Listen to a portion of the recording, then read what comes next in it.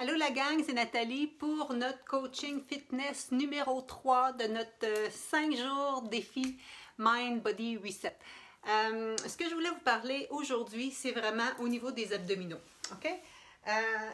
Beaucoup de gens, il y a plein de choses qui sont sur le net et qui ne sont pas nécessairement correctes. En fin de compte, je vois des gens des fois dans mes cours qui me disent « Ouais, mais c'est mon entraîneur qui m'a dit de faire ça. » Et même si c'est un entraîneur, ça se peut que les mouvements qu'ils vous font faire, ça ne serait peut-être pas de mes recommandations. En passant, tous les entraîneurs ne sont pas non plus kinésiologues, OK? Donc, il faut vraiment voir avec qui vous faites affaire. Il y a 3 types d'abdominaux. Les transverses qui sont vraiment les plus profonds, qui nous font notre ventre plat. Ensuite de ça, on a les obliques qui nous font plus notre taille fine. Et ensuite de ça, on a le six-pack qui, souvent, c'est celui que les gens veulent. Okay? Souvent, il y a une partie génétique là-dedans. T'as beau vraiment t'entraîner. Moi, je n'ai jamais réussi à avoir les spirits, comme on dit. Il y en a d'autres qui l'ont vraiment de façon plus facile.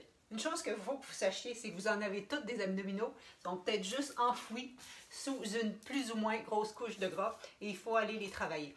Donc, le but, c'est d'aller les solliciter de façon correcte et sécuritaire. Et ce que je veux vous montrer, c'est des façons de faire qui sont pas correctes.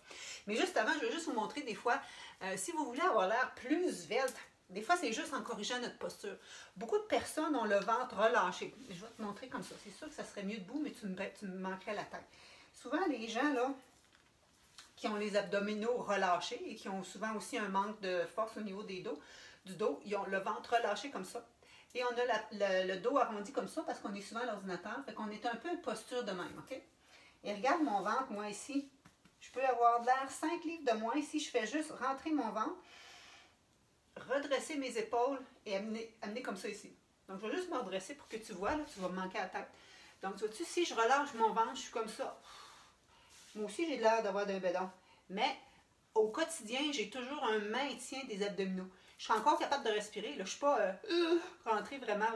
Je suis juste maintenue un petit peu, maintien du plancher pelvien. Et ça, c'est ma posture idéalement régulière, celle que je recommande à tout le monde. OK, ensuite de ça, erreur fréquente à éviter au niveau des abdominaux. Les fameux crunchs. Okay? Les crunchs, on peut les faire bien, mais la majorité des gens ne les font pas bien. Crunch, c'est comme des demi-redressements assis. Ce qu'on fait, souvent même, les gens vont mettre les mains ici puis ils vont tirer avec la tête. Alors ça met une belle tension au niveau de la nuque qui peut même être néfaste. Okay? On fait attention à ça. Et quand vous levez comme ça, je ne sais pas si vous le voyez là, mais le bedon, il sort. Il pop vers le ciel. Toi, tu veux que ton ventre rentre, tu veux affiner de la terre, mais tous les exercices que tu fais sortir ton ventre. Donc, tu fais exactement contre-productif de ce que tu veux. Et en plus de ça, c'est vraiment pas l'idéal. Surtout si tu viens d'accoucher, là, c'est vraiment un exercice à proscrire.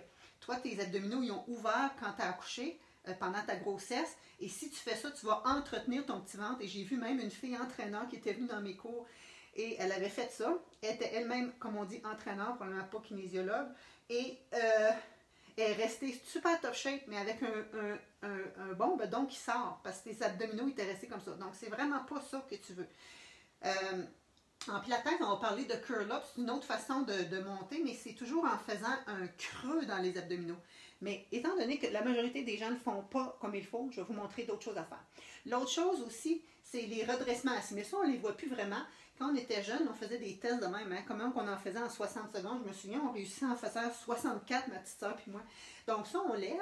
Et à partir d'ici, on lève jusqu'en haut. Qu'est-ce qui arrive? C'est les psoas qui travaillent. C'est au niveau des aines. Pas tous les abdominaux qui sont sollicités. En plus, souvent, ça fait mal. Donc ça, les redressements assis, on oublie ça. Les crunchs, on oublie ça parce que ça nous fait popper le bedon. Et un autre que j'aime pas tout et que je vois encore beaucoup de gens faire, qui est dur sur le bas du dos, c'est les affaires de même. Attends un peu, je vais te le montrer. Donc, pour ne pas me laisser, je vais le faire. Je vais inspirer, expirer, contracter mes abdominaux. OK, donc c'est des levées comme ça de genoux. Si tu es juste en haut, ici, à la limite, ça peut être pas pire. Mais quand tu descends jusqu'en bas, il faut que tu sois vraiment fort des abdominaux. Comme là, moi, mon ventre, là, je le retiens. Mais la majorité des gens vont le faire popper vers le ciel. Et en plus, c'est super dur sur le bas du dos. Donc, toutes ces affaires comme ça, les affaires comme ça, surtout si c'est des coups, là, évitez ça si vous ne voulez pas vous blesser. Donc, comment faire pour que ça soit plus efficace? OK? Ben, c'est ça qu'on veut. Notre élève veut toujours des exercices qui sont plus efficaces, qui prennent moins de temps. OK? Le but, c'est pas de faire 300 sit-ups, c'est de faire d'autres exercices qui vont être payants. OK? Donc, je vais t'en montrer, par exemple, la planche, qui est toujours un bon exercice que tu peux faire ici, juste comme ça, les épaules au-dessus des mains, comme ça. Ça pourrait être que tu viens mettre ton genou vers ton coude opposé, du même côté, je veux dire. Si tu veux travailler plus tes obliques, tu vas le faire côté opposé. Si tu es super en forme, tu peux te challenger et venir même ici toucher ta main de l'autre côté. Tu pourrais même le faire en joguant pour que ça soit plus dynamique, cardio. Et tu combinerais ça, mettons, avec des ouvertures, fermetures de pieds. Plus tu ouvres large, plus ça vient solliciter tes abdominaux ici, qui sont toujours bien gainés. OK? Donc, admettons que tu fais ça ici. Tu ferais 20 comme ça. 2, 3, 4, 5, 6, 7, 8, 9, 10. Que tu peux faire aussi en courant. Et que tu combines avec, mettons, 5 fois ouvre ferme comme ça. 4, 5. Tu ferais ça 3 fois. Ça va te dire de quoi? Tu le sentiras déjà dans tes abdominaux. Si ça, c'est trop difficile, tu peux le faire à partir de ton banc, à partir d'une chaise. Et si c'est encore trop difficile, tu pourras le faire à partir de ton comptoir. Là, je vais te le montrer à partir d'ici. Je suis comme ça ici. Je peux venir faire juste ma planche comme ça. Je peux venir faire mes 20 avec le genou du même côté ou avec les genoux de l'autre côté. Je peux le faire en joguant. 10, 8, 6, 4, 2. Et tu fais tes ouvertures, fermetures, même chose. Ouvre large, ramène.